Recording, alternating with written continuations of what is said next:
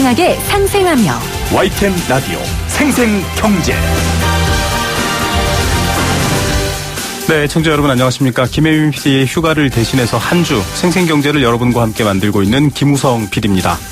오늘은 정의라는 말로 생생경제 열어보겠습니다. 정의. 간단한 말 같지만 최근 사회 곳곳에서 등장한 정의 참 복잡하고 결도 제각각 다릅니다. 방금 전 국정농단에 대한 대법 판결 나왔습니다. 국민들이 원했던 정의에 대해 사법부가 응답을 한 건데요. 이재용 삼성전자 부회장의 뇌물죄 적용 범위도 확대됐고 또 경영권 승계도 관련이 있다. 이런 결론이 나왔습니다. 첫 번째 인터뷰에서 서울대 행정대학원 박상임 교수 연결해서 그 의미 알아보겠습니다. 정의라는 말 자체 혼자서는 그 의미 참 쉽게 바뀔 건데요. 갈등이 있다면 양쪽에서 바라보는 정의도 다를 겁니다. 하지만 공통된 건 흘린 땀에 대한 보상은 정당해야 된다라는 거죠. 배움이 일자리다. 2부 시간에 땀으로 이룬 기술과 성과 김관건 폴리텍 교수 모셔서 이야기 들어보겠습니다. 정의라는 주제로 인기를 끌었던 게 바로 하버드 대학의 마이클 샌델 교수인데요. 정의, 단순한 정의가 아니라 정말 있는 그대로의 다양한 사회 구조의 목소리가 반영돼야 된다는 말 다시 한번 생각해 봅니다. 생생경제 땀 흘리는 여러분들의 정의를 위해 지금 출발합니다.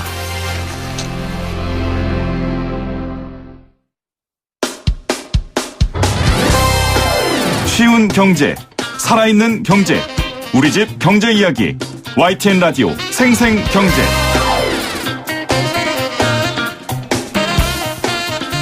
네, 방금 전 YTN에서 생중계 TV와 라디오로 동시 중계로 보내드렸습니다. 이 대법원 전원합의체 얘기가 나왔습니다. 박근혜 전 대통령의 2심 판결, 삼성전자 이재용 부회장의 2심 판결 상반됐습니다. 이 다른 결과가 과연 대법원 전원합의체에서는 어떤 결론을 낼지 관심이 몰려 있었습니다. 핵심은 뇌물 그리고 경영 승계 작업 유무인데요. 대법원의 판결은 엄격했습니다. 뇌물 맞고 경영 승계 작업 맞다. 이런 취지의 결론이 나왔습니다. 이 문제에 대해서 여러 가지 얘기를 계속 해오신 분이죠. 경실련 정책위원장을 맡고 계십니다. 서울대학교 행정대학원 박상임 교수 전화로 연결합니다. 교수님 안녕하십니까? 네, 안녕하십니까? 네. 자, 2시부터 온 이목이 다 쏠렸었는데 교수님도 보셨을 것 같습니다. 총평 먼저 부탁드립니다. 네, 대법원 이번 판결로, 저희 촛불 이후에 우리가, 정상적인 국가, 이게 정상적이냐, 이런 이야기하지 않았습니까? 네. 정상 국가로 가기 위해서, 정말 필요한 판결이었다, 생각이 듭니다. 이 교수님께서 정말 이 분야에 대해서 대한민국에서 가장 목소리를 많이 내고요. 또 정말 여러 가지 애를 쓰신 부분에 대한 감회까지 아마 많은 분들이 그간의 나라가 바로잡히길 바랬다는 마음에서 아마 이 박상희 교수님과 마음이 같을 것 같습니다. 작년 2008년 2월 6일 저와 인터뷰를 하시면서도 그때는 정말 상반된 결과가 나왔어요. 그때 정말 참담한 신경이다. 사법부의 신뢰가 먹칠했다. 이렇게까지 분노하셨는데 어쨌든 바로 잡혔습니다. 핵심 사항을 좀 보겠습니다. 이 그러니까 삼성의 경영권 승계 작업 유무가 아주 중요하다라고 했는데 대법원은 승계 작업과 관련이 있다. 이렇게 결론 내렸거든요. 이 부분 어떻게 보십니까? 상식적인 판단이라고 생각이 되고요. 사실 네네. 이게 재판과 관련된 직접적인 증거가 아닌 예를 들어서 증권 애널리스트라든지 또 삼성과 관련된 전문가들 저를 포함해서요. 이런 분들이 지속적으로 삼성 승계 작업은 사실 1997년부터 이루어졌고요. 네. 2차 승계 작업은 2013년 11월에 삼성 에버랜드가 제일모직 패션 사업 부분 인수하고 2014년에 에버랜드 상장하고 2015년에 제일모직 물산 합병하는 시나리오를 통해서 이루어지고 있었다는 거는 사실 상식입니다. 그리고 많은 재판 외에 객관적인 자료들도 있는데 그렇죠. 이런 부분을 인정하지 않았다는 것이 2심 재판부, 이재용 재판부가 유일하게 인정하지 않았는데 이것이 상식에 기반해서 이 승계라는 작업이 있었다는 것을 인정했다는 것, 이제 상식이 승리했다 저는 생각이 됩니다. 네.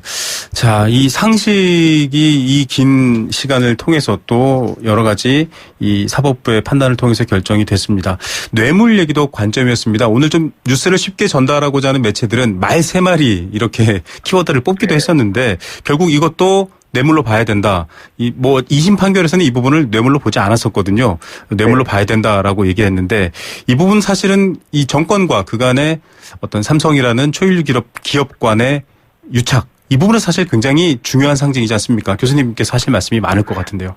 네, 오늘 사실 판결문에서 대법원장께서 아주 소상하게 이야기를 하셨어요. 왜 이것이 실질적인 사용권과 처분권이라는 것이 사실 실질적인 소유권의 이슈고 이게 왜 실질적인 사용과 처분을 했는가 최순실이 거기에 대해서 증거들을 소상하게 말씀을 하셨습니다. 그래서 이게 혹시 저는 이게 상식에 기반한 너무나 상식적인 판단을 대법원이 내리셨다고 생각이 됩니다. 네. 자, 이 부분에 대해서도 사실은 여러 삼성 측의 주장이 있었지만 지금 삼성도 입장을 내놨습니다. 기업 본연의 역할로 돌아가서 조금 저희가 반성하는 태도를 취하고 있다. 이런 입장문을 또 급하게 내놓기도 했습니다. 반론하는 분들은 그런 말들 하세요. 지난번 인터뷰 때도 말씀하셨지만 삼성이라는 이 그룹이 갖고 있는 우리나라 경제에서의 역할 등등 때문에 경제적으로 악영향을 끼치는 것 아니냐 이런 우려를 하시기도 하거든요. 사실 이 부분은 좀 더 확대해서 봐야 될 텐데 어떻게 보십니까? 네, 사실 이재용 부회장이 한 1년 정도 감옥에 있다가 작년 2월달 2심 이후에 집행유예로 풀려났죠. 근데 이재용 부회장이 1년 감옥에 있었을 때 삼성그룹, 특히 삼성전자의 실적 그리고 그 이후의 실적을 비교해 보면은 사실 감옥에 있었던 기간이 실적이 좋습니다. 그래서 이재용 부회장이 감옥에 있어서 실적이 좋았다는 말이 아니고요. 삼성전자 실적에 이재용 부회장이 감옥에 있고 안 있고라는 것이 큰 영향을 안 미쳤고요. 대부분은 반도체 슈퍼사이클이라는 경기적인 측면이 실적에 영향을 미쳤다는 거고요. 그리고 삼성 같은 경우에 전문 경영인 체제가 어른 재벌 집단보다 더 잘 구축돼 있습니다. 그리고 많은 재벌 정수들이 옥중 경영이라는 걸 하죠. 삼성 같은 경우도 이재용 부회장이 감옥에 있는 시간에 하만이라는 전자회사 인수하는 의사결정을 내리고 인수가 이루어졌습니다. 사실상. 그런 거를 볼 때 사실 이 감옥에 있어서 경영이 어렵다라고 하는 것은 상식과 또 지금까지의 우리 경험을 비춰볼 때 사실상 받아들이기 어렵다는 것이고요. 오히려 총수의 안위와 또는 이런 감형 문제 때문에 기업이 정상적인 경영 활동보다 모든 경영 활동이 지금까지 어떻게 보면 이재용 구하기에 집중된 게 아닌가. 이게 오히려 정말 기업을 죽이는 행위가 될 수 있다. 그런 유혹으로부터 떨칠 수 있도록 이번 대법원 판결이 내려진 게 아닌가 싶습니다. 그런 기업을 동원해서 구명한다는 것이 더 이상 통하지 않는다. 그것이 오히려 기업을 망치는 일이 될 수 있다라는 경고라고 저는 생각합니다. 기업 입장에서의 유리한 결과가 아니고요. 지금 교수님께서 지적해 주신 것처럼 우리 사회 전체에 납득될 만한 정말 이 정의로움에 있어서도 좀 초인류 기업의 모습을 보여야 되는 시기가 되었다. 이런 인식일 텐데. 자, 이제 대법 결정에 따라서 다시 이 재판을 하게 됩니다. 지금 2심 재판 같은 경우에는 대부분의 혐의, 경영권 승계, 포괄적 현안에 대한 청탁, 개별 청탁, 소유권, 그러니까 뇌물죄죠. 다 불인정이었었는데 이제 뒤바뀌게 되지 않습니까? 그러니까 2심에 다시 재판결이 나는 상황들 어떻게 좀 전망하시는지. 글쎄요, 지금 2심에서는 그 코스포츠 용역 대금만 36억 월 뇌물 횡령액으로 인정했고요. 그런데 이번에 대법원에서 판결은 말 3마리 34억 그리고 영재센터 16억 포함해서 다 뇌물 횡령액으로 본 겁니다. 기본적으로. 그러면 이에 기초해서 고등법원에서 파기환송심을 할 텐데요. 뇌물 횡령액은 대법원의 그 선고에 맞춰서 아마 86억이라는 것을 부정하기는 어려울 것이라고 생각이 되고요. 50억 이상이 되면은 실형 5년 이상 실형을 살게 되기 때문에 실형이 선고될 가능성이 굉장히 없습니다. 물론 법원에서 직권으로 감형을 반까지 할 수가 있습니다. 5년 선고하고 2년 5개월로 감형해서 집행유예를 유지하는 식의 편법적인 선고를 할 수도 있습니다. 그런데 과연 그런 선고가 지금 가능할 것인가 저는 상당히 의문스럽고요. 만약에 일이 벌어진다면은 이번 대법원의 판결 지지하고 반할 뿐만 아니라 한 사람의 고등법원 판사가 대한민국을 촛불 이후로 되돌리려는 정말 태행적인 작태라고 비판받을 수밖에 없을 것이다. 그런 생각이 듭니다. 오늘 대법의 결정 이후에 예측되는 수준으로 갈 것이다. 그렇게 돌아가지 않는 건 굉장한 좀 문제라든지 여러 부담이라기보다는 옳지 않은 판결이다. 이렇게 말씀해 주셨습니다. 지금 사실 삼성바이오로직스 분식회계 건도 있고요. 또 이 에버랜드 주변에 대한 차명 계좌 얘기도 있고 좀 여러 가지 삼성과 관련된 이슈가 많습니다. 이 부분에 대한 부분들도 사실은 교수님께서 포괄적으로 관심 갖고 개선을 요구하셨던 부분인데 이번 판결을 통해서 또 이 부분에 대한 해결책이라 할까요? 그들도 좀 강조돼야 할 것 같은데. 지금까지 우리 재벌들이 관행적으로 또는 재벌의 그 정치 로비력을 이용해서 네. 법을 지키지 않거나 또는 불법과 편법을 동원해서 여러 가지 사회적인 무리를 일으킨 것들 이런 것들을 재벌이 한국 경제에 차지하는 비중이 큰다는 이유만으로 묻어두고 용납하고 했던 그런 역사들이 지금 쭉 계속된 거 아닙니까? 네, 그렇죠. 그런 체제가 이제 더 이상 한계에 도달한 게 아니냐라는 것이 지금 현재 한국 경제가 보여주는 현실이고요. 네. 이게 기본적으로 코리아 디스카운트가 나타나는 이유라고 생각이 됩니다. 네. 이것을 계기로 과거에 이런 잘못된 관행으로부터 반성과 또 이걸 단절하고 그리고 정말 혁신을 통해서 기업이 잘 되고 기업이 잘 되는 것만이 총수일가가 유일하게 돈을 벌고 애들에게 물려줄 수 있는 빚을 만드는 그런 사회를 만들자라는 것이 재벌개혁의 근본적인 취지죠. 네. 그런 사회 시스템으로 가기 위해서 첫걸음이 지금 떠졌다고 생각이 되고요. 이런 큰 흐름에 구태적인 행위로 반발하거나 또는 또 다른 꼼수를 찾으려고 하는 것은 더 이상 용납되기 어려운 것이 아니냐. 이제 전향적으로 생각해야 된다고 생각입니다. 네. 분식회계 부분이라든지 이런 간부의 잘못한 부분에 대해서는 과감하게 삼성그룹이 사과하고 잘못을 달게 받고 안 하겠다고 다짐하는 것이 네. 국민뿐만이 아니고 전 세계 투자자들에게서 신뢰를 회복하는 방법이고요. 네네. 그런 행위를 통해서 한국 경제가 더 건전해지고 그리고 자본시장도 더 활성화될 거라고 생각합니다. 네. 코리아 디스카운트가 없어지면은 우리 주가가 거의 2배는 뛸 수 있다는 국내 연구 보고도 많이 있거든요. 네. 결과적으로는 이 투명한 경영이라든지 또 투명한 그 사회 분위기는 한국의 어떤 경제적 가치를 더 높인다. 이건 뭐 개인적 의견이 아니라 실제로 세계 여러 곳곳에서 드러난 내용인데 이번 삼성 판결과 또 변화가 그런 물꼬를 틀 수 있을 것이다. 오히려 한국 경제가 더 발전할 수 있는 계기다라는 교수님의 해석이었습니다. 좀 걱정되는 부분들에 대한 얘기가 있는데요. 앞서 이 구속 여부와 삼성의 실적이라든지 여러 경영권에 대한 여러 가지 그런 경영 상황에 대한 어려움은 별개다라고 얘기를 하셨지만 지금 한국 경제가 처한 상황이 좀 복잡합니다. 외교안보 문제와 엮여 있고요. 또 일본의 이 화이트리스트 배제에 대한 여러 가지 대응이라든지 조금은 버거운 상황들이 있거든요. 이런 부분과 이번 판결은 또 분리해서 봐야 될 텐데 어떻게 보십니까? 이런 대응이 사실 그 삼성전자라든지 삼성그룹 차원에서 이재용 부회장이 구속된다고 효과적으로 제대로 할 수 없느냐? 네네. 저는 아니라고 생각이 듭니다. 네.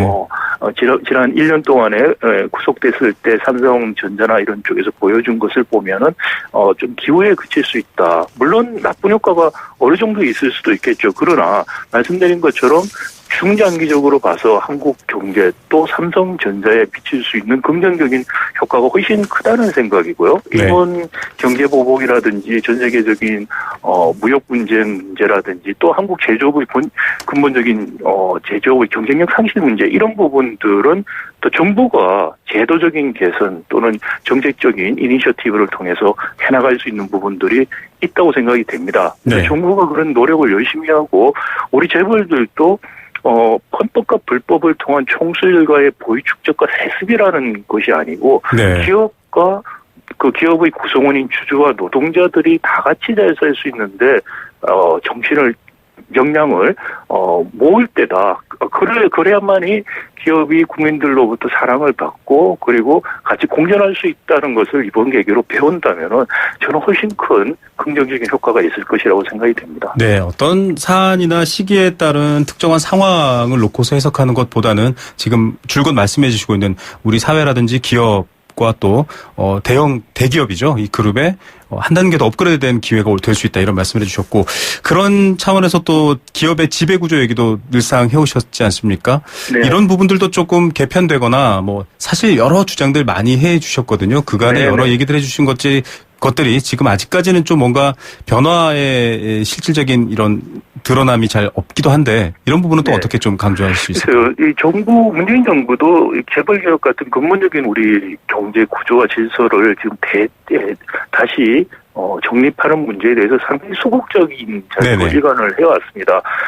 그러나 지금 3세 세습 과정에서 불거지고 있는 여러 가지 법적인 문제뿐만이 아니고요. 네. 그리고 실질적으로 여러 가지 현행법 법과 또 법을 어기고 회피하고 하는 데서 생기는 사회적 비용이 굉장히 많습니다. 재벌 개혁이라는 큰 틀에서 우리가 질서정연하게 네. 이게 국민이 잘 되고 국가가 잘 되고 기업이 잘 될 수 있는 공동의 이익을 우리가 마련할 수 있다고 저는 생각이 되고요. 네. 그런 큰 담대한 개혁을 문재인 정부가 그동안 못 해왔는데 이번 계기로 그런 큰 담대한 개혁에 나서야 되고 이것이 결국은 기업과 그 기업의 구성원인 노동자, 주주 그리고 재벌 총수일가까지에게도 궁극적으로 도움이 된다. 이 올드 레짐이라고 할 수 있는 네. 막장이 개발 체제가 더 이상 우리 사회에서 유용성을 상실했다라는 것을 좀 빨리 깨달았으면 좋겠다는 생각입니다. 예. 자, 뭐 국가 권력이 나서서요. 또 경제 권력을 만들어냈고 기업을 없애기도 하고 또 몰아주기도 하면서 만들었던 지금의 이 성장 구조 좀 바꿔야 된다. 이제는 공평하게 열려야 된다라는 얘기를 하시면서 여러 말씀을 해주셨습니다. 끝으로 사실은 이런 부분이 지금 우리 사회에 여러 가지 공정성에 대한 얘기가 나오고 있지 않습니까? 각자 입장에 네. 따라 좀 다른 공정성을 주장하고 있는 사안인데 아주 큰 틀에서 공정성이라는 의미로도 좀 받아들일 수 있을 것 같아요. 마무리 정리 부탁드립니다. 맞습니다. 기본적으로 이건 공정한 경제를 우리가 지향하자는 거죠. 기회가 공정해야 될 것이고요. 네. 그리고 또 성공에 대한 보수가 충분히 보상이 돼야 되고요. 네네. 그리고 실패한 사람들에게 다시 일어설 수 있는 안전망이 갖춰지는 사회가 저는 공정한 사회, 공정한 경제라고 생각이 됩니다. 네. 그럼 공정한 경제로 가기 위해서 이 재벌의 경제력 집중, 거기에서 일어나는 많은 일탈과 불법, 재벌 총수일가의 사익 편취 문제를 우리가 정리하지 않고서는 어렵다. 이런 네. 근본적인 개혁이 필요한 시점일 수밖에 없다는 말씀을 꼭 드리고 싶습니다. 네. 자, 공정거래위원회도 지금 여러 가지 재벌 개혁에 대해서 좀 미흡하다라는 평가받는 부분도 이 대법 판결을 통해서 좀 바뀔 텐데요. 정부가 제도라든지 정책상으로 좀 더 한 걸음 더 나서야 된다라고 하는 부분들 좀 손꼽아 주신다면요. 네, 재벌 개혁에서 가장 핵심적인 게 출자 구조에 대한 부분, 경제력 집중의 부분인데 그 부분은 거의 지금 손을 놓고 있죠. 근데 그 부분들이 지금 출자 구조와 세습 문제는 또 굉장히 밀접한 관련이 있습니다. 출자 구조에 대한 규제가 미흡하고 여러 가지 루폴이 있으니까 이런 불법 편법들이 지금 일어나고 있거든요. 네. 그러니까 그런 룰을 투명하고 누구나 지켜야 되는 룰을 간단하고 명료하게 만들어준다면 이런 불법과 편법을 할 수 있는 요인 자체가 줄어듭니다. 제가 말씀드린 이 공정한 경제로 가기 위한 첫 번째가 이런 출자 구조, 지배 구조에 대한 개혁. 이게 되면은 이른바 코퍼레이트 가버넌스, 기업 지배 구조로 흔히 말하기도 하고요. 사익 편취를 위한 여러 가지 일탈들 작년에도 올해도 굉장히 맞습니다. 많이 벌어지지 않습니까? 그런 것들을 고칠 수 있는 기초가 되고 거기에 적절한 기업 지배 구조에 대한 규제가 같이 간다면은 한국에서 고질적으로 생기고 있는 총수 일가의 세습과 거기에 따른 불법 편법, 기업 구성원의 이익보다는 총수 이익이 우선되고 기업 경영이 총수 이익을 지키고 총수의 안위를 지키기 위해서 초점이 맞춰지는 그런 일탈과 비정상이 이제 고쳐지는 그런 방향으로 갈 것이고요. 결국은 많은 기회가 많은 사람들에게 주어지고 혁신에 대한 대가를 누릴 수 있고 그럼으로 인해서 경제 활력이 살아나는 그래서 혁신형 경제가 정말 될 수 있다. 그리고 더불어 잘 사는 경제가 될 수 있다라고 생각이 됩니다. 예. 자, 2, 3년 전 겨울에 국민들이 촛불을 들었던 그 이유와 결과에 대해서 비로소 좀 오랜 시간이 걸렸고 또 아직은 성큼 내디딘 걸음은 아니지만 그 결과가 나온 것에 대해서 오늘 좀 감격적인 소회도 전해주시면서 또 구체적으로 앞으로 해야 될 과제까지 말씀해 주셨습니다. 교수님 바쁘실 텐데 오늘 말씀 감사드립니다. 네, 감사합니다. 네, 경실련 재벌개혁위원장을 맡고 계시죠. 서울대행정대학원 박상인 교수였습니다.